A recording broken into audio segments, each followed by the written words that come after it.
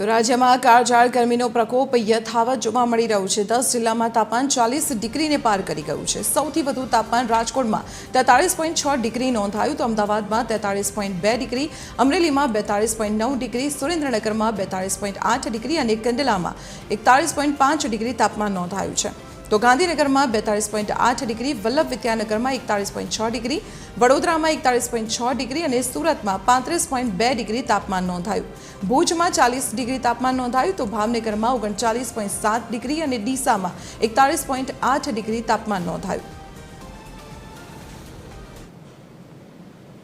રાજ્યમાં અંગ દજાડતી ગરમીનો પ્રકોપ જોવા મળી રહ્યો છે। મોટાભાગના તમામ જિલ્લાઓની અંદર તાપમાનનો પારો 41 ડિગ્રીને પાર પહોંચી ગયો છે, જેને લઈને લોકો આ ગરમીથી ત્રાહિમામ પોકારી ઉઠ્યા છે અને બપોરના સમયે ઘરોની બહાર નીકળવાનું પણ લોકો ટાળી રહ્યા હોય તે પ્રકારની પરિસ્થિતિ છે તે અમદાવાદ સહિત સમગ્ર રાજ્યમાં જોવા મળી રહી છે। ખાસ કરીને તાપમાન પર નજર કરીએ તો અમદાવાદમાં તાપમાનનો પારો 43 ડિગ્રી સુધી પહોંચી ગયો છે અને આવનારા દિવસોમાં હજુ પણ આ તાપમાન છે તે વધુ ઉંચકાય તેવી સંભાવનાઓ છે, જેને લઈને લોકો જે ફ્રૂટ જ્યુસ છે, ફ્રૂટ્સ છે તેનું સેવન કરી રહ્યા છે।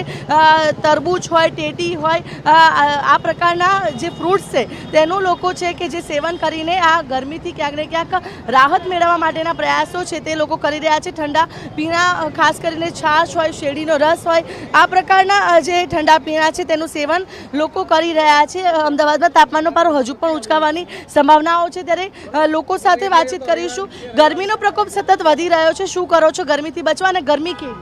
ગરમી તો ત્રાહિમામ ગરમી છે અને તેનાથી બચવા ઠંડા પીણા, છાશ છે, લચ્છી છે, લીંબુનો શરબત પીવો જોઈએ। બિલકુલ, શું કહેશો ગરમીનો પ્રકોપ જે રીતે વધ્યો છે કેટલા હેરાન પરેશાન થાવ છો? અતિશય હેરાન પરેશાન છે, ઘરની બહાર નથી નીકળી શકતા અને એકદમ છાશ, પાણી, લીંબુ, લિક્વિડનો ઉપયોગ કરવો જોઈએ, વારંવાર લિક્વિડ પીવું જોઈએ અને કામ સિવાય બહાર ના નીકળવું જોઈએ, એટલી સખત ગરમી પડી રહી છે। બિલકુલ, એટલે કે લોકો પણ ઘરોની બહાર નીકળવાનું ક્યાંક ને ક્યાંક ટાળી રહ્યા છે અને આ તાપમાનનો પારો હજુ પણ ઉંચકાવાની આગાહી છે, જેથી લઈને લોકોને પણ જે ઠંડા પીણાનું સેવન કરવું, બપોરના સમય બને તો બહાર ન નીકળવું, સીધા તડકામાં ન જવું, તે પ્રકારની જે સલાહ છે તે પણ આપવામાં આવી રહી છે। જો કે આ કાળઝાળ ગરમીથી હાલ લોકો ત્રાહિમામ પોકારેલા જોવા મળી રહ્યા છે।